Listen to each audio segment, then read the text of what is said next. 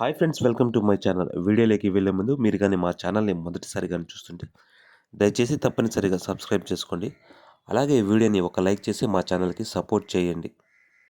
400 కోట్ల సినిమా వస్తుందంటే ఏ స్థాయిలో ప్రచారం జరగాలి?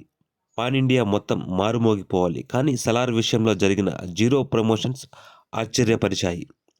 ప్రెస్ మీట్లు లేవు, మీడియా ఇంటర్జెక్షన్లు లేవు. కానీ హైప్ కొంచెం కూడా తగ్గలేదు. రిలీజ్ డేట్ దగ్గర పడే కొద్దీ ఆ అంచనాలు మరింత పెరిగాయి. దానికి కారణం ఇది ప్రభాస్ సినిమా. దీనికి తోడు ప్రశాంత్ నీల్ సినిమా. హీరోయిజానికి ఎలివేషన్లు కొత్త అర్థం చెప్పిన దర్శకుడు ప్రశాంత్ నీల్. కంటెంట్ ఎలా ఉన్నా తన కటౌట్తో లాక్కొచ్చేసే హీరో ప్రభాస్. ఈ ఇద్దరి పేర్లు పోస్టర్లపై కనిపిస్తే ఇక చెప్పేదేముంది. అందుకే జీరో ప్రమోషన్లోనూ సలార్ క్రేజ్ ఆకాశాన్ని తాకింది. మరి ఈ సలార్ ఎలా ఉన్నాడు? అంచనాలకు తగ్గట్టుగా సినిమాను తీశారా లేదా? Powerful peoples comes from powerful places. KGF concept ఇదే. Powerful people make a powerful places. ఇది కేజీఎఫ్ 2. సలార్లోనూ ఇలాంటి పాయింట్ ఉంటుంది. వీరులు యుద్ధంలో నుంచి పుట్టారు, ప్రతీకారం నుంచి ఉద్భవిస్తారు అని జాగ్రత్తగా గమనిస్తే సలార్ ఈ పాయింట్ని అడాప్ట్ చేసుకున్న కథలా అనిపిస్తుంది. ఇది ఇద్దరు స్నేహితుల కథ. దేవ వరదరాజులు. వీరిద్దరూ బాల్య స్నేహితులు. వరదరాజుల కోసం దేవ ఏమైనా చేస్తాడు. దేవ కోసం వరద అయితే తన అధికారాన్నే వదులుకోవడానికి సిద్ధపడతారు. పెరిగి పెద్దయ్యాక ఒకరిపై ఒకరు యుద్ధానికి దిగాల్సి వస్తుంది. అది ఎందుకు, వీరిద్దరి మధ్య ఏమైంది అనేదే సలార్. ఈ కథని ట్రైలర్లోనే చెప్పేశాడు దర్శకుడు.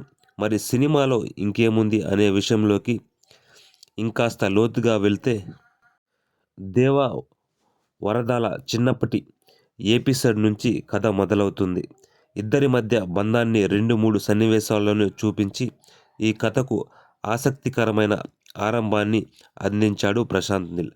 ఆ తరువాత కథ ఆద్య ఎపిసోడ్కి షిఫ్ట్ అవుతుంది. ఆద్యాని అంతమొందించడానికి ఒక ముఠా ప్రయత్నించడం, దేవ కాపు కాయడం ఇవన్నీ కథని మరింతగా రక్తి కట్టిస్తాయి. దేవా పాత్రని డిజైన్ చేసిన విధానం కూడా ఫ్యాన్స్కు నచ్చుతుంది. దేవాలోని హీరో ఎప్పుడు బయటకు వస్తాడా అంటూ ప్రేక్షకులు ఎదురు చూస్తూ ఉంటారు. దేవా బద్దలవ్వబోయే ఓ అగ్నిగోళం అనే సంగతి థియేటర్లో కూర్చున్న ప్రేక్షకులకు అర్థమవుతూనే ఉంటుంది. కానీ అదెప్పుడు అనేదే అందరిలోనూ ఉత్కంఠత. సరిగ్గా బాంబు పేలాల్సిన సమయానికే పేలుతుంది. ఫ్యాన్స్కి ఆ మూమెంట్స్ బాగా నచ్చుతాయి. ప్రభాస్ స్టైలిష్ నడుచుకుంటూ, కళ్ళజోడు తగిలించుకుంటూ, సిగరెట్ వెలిగించుకుంటూ ఫైట్ చేస్తుంటే విధ్వంసం కూడా అందంగా కనిపిస్తుంది. ఎలివేషన్లకు ప్రశాంత్ నీల్ పెట్టింది పేరు. ఈసారి ప్రభాస్ తోడయ్యాడు. అందుకే ప్రశాంత్ ఆలోచనలు మరింతగా రక్తి కట్టాయి. ఇంటర్వెల్ బ్యాంక్ అయితే అభిమానులకు పండగే. ఈ ఎపిసోడ్ సుదీర్ఘంగా నడుస్తుంది. అయితే ఎక్కడ బోరు కొట్టదు. చాలా కాలం తర్వాత ప్రభాస్ని ఎలా చూడాలని అభిమానులు భావించారో అలా చూపించాడు ప్రశాంత్ నీల్.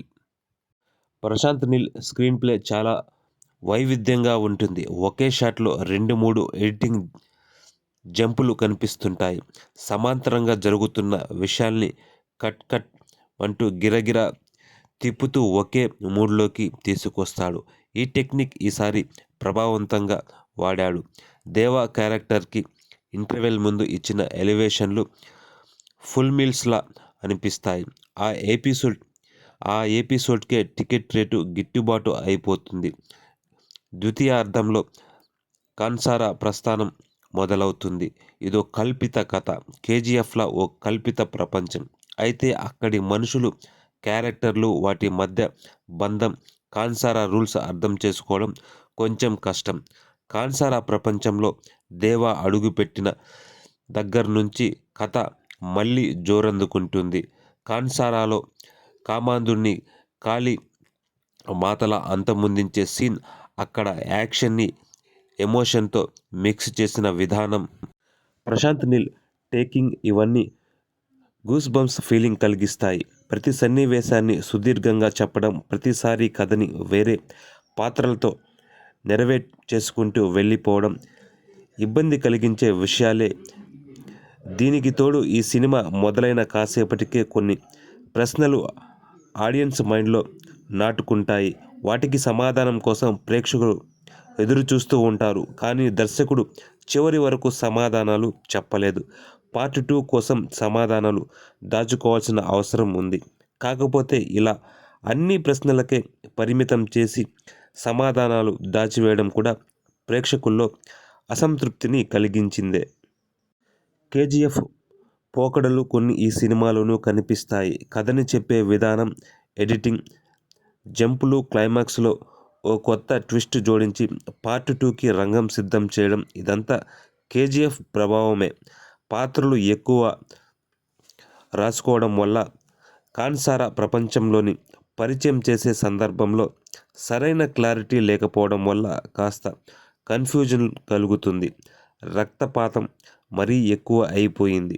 కాకపోతే అంత విధ్వంసంలోనూ ప్రభాస్ కటౌట్, తన బాడీ లాంగ్వేజ్ ఇవన్నీ ఫ్యాన్స్కు ట్రీట్లా అనిపిస్తాయి. ఫ్యామిలీ ఆడియన్స్కి నచ్చే విషయాలు ఈ కథలో కానీ, సన్నివేశాల రూపకల్పనలో కానీ లేవు. కాకపోతే ప్రభాస్ ఫ్యాన్స్ని ఈ సినిమా ఏమాత్రం నిరుత్సాహపరచదు. ప్రభాస్కి తగిన కథ, తన పర్సనాలిటీకి తగిన పాత్ర సలార్తో దొరికాయి. తొలి సగంలో వచ్చే యాక్షన్ ఎపిసోడ్స్ ప్రభాస్పై మాత్రమే వర్కౌట్ అవుతాయి. ప్రభాస్ తన కటౌట్తో వాటిని నిలబెట్టాడు. అయితే అన్నీ చిన్న చిన్న డైలాగులే. పట్టుమని 4 లైన్లు కూడా లేవు. యాక్షన్, ఎమోషన్ ఈ 2 ఎమోషన్లే ఈ పాత్రలో కనిపిస్తాయి. సలార్లో ప్రభాస్ ఎంట్రీ చాలా ఆలస్యమవుతుందని ముందే ఊహాగానాలు వినిపించాయి. అయితే విచిత్రంగా ఈ సినిమాలో పృథ్వీరాజ్, సుకుమారన్ ఎంట్రీ ఆలస్యమైంది. ఇంటర్వెల్ వరకు ఆ పాత్రని దాచిపెట్టారు. అయితే ద్వితీయార్ధంలో తన పాత్ర కీలకం. శృతి హాసన్ని పాటలకు పరిమితమయ్యే పాత్ర కాదు, కథలో కీలకం. బహుశా పార్ట్ 2లో ఆ పాత్ర పరిధి మరింత ఎక్కువ ఉంటుందేమో. బాబీ సింహం కూడా అంతే. జగ్గుబాయ్ గెటప్ బాగుంది. ఈశ్వరీరావు అక్కడక్కడ కాస్త ఓవర్ ది బోర్డ్ చేసిన ఫీలింగ్ కలిగిస్తుంది. మొత్తంగా చూస్తే ఆ పాత్ర కూడా పవర్ఫుల్గానే ఉంటుంది. యాష్ గురించి తెలుగు ప్రేక్షకులకు సరిగ్గా తెలియదు. అలాంటి యాష్నే తెలుగు ప్రేక్షకులు ఫిదా అయిపోయేలా చూపించాడు ప్రశాంత్ నీల్. అలాంటిది ప్రభాస్ దొరికితే ఆగుతాడా? తన ఎలివేషన్లతో వావ్ అనిపించాడు. కథ విషయంలో కాస్త గందరగోళం ఉంది. పార్ట్ 2 వరకు దాచాలన్న ఆలోచనలతో చాలా పాత్రల్ని గోప్యంగా ఉంచేశాడు. ప్రశ్నలకు సమాధానం దాచేశాడు. ఇదే ఈ సినిమాలో అతిపెద్ద కంప్లైంట్. కాన్సారా ప్రపంచం, అక్కడి పాత్రలు అందరికీ ఎక్కకపోవచ్చు. రవి బ్రూసర్ నేపథ్యం, సంగీతం అలరిస్తుంది. పాటలకు స్కోప్ లేదు. ఎడిటింగ్ ప్యాటర్న్ కొత్తగా ఉంది. సన్నివేశం రాసుకునేటప్పుడు దర్శకుడు ఎడిటింగ్ గురించి ఆలోచిస్తే తప్ప ఇలాంటి ప్యాటర్న్ రాదు. మొత్తంగా చూస్తే ప్రభాస్ ఫ్యాన్స్ కోసం ప్రశాంత్ నీల్ తన స్టైల్లో తీసిన ఫుల్ డెప్త్ యాక్షన్ సినిమా ఇది. అక్కడక్కడ కొన్ని లోటుపాట్లు ఉండొచ్చు, కానీ ప్రభాస్ ఫ్యాన్స్ మాత్రం పూర్తిగా సంతృప్తి పడిపోతారు. మిగిలిన వాళ్లకు నచ్చితే ప్రభాస్కు మరో బాక్సాఫీస్ హిట్ దొరికినట్టే.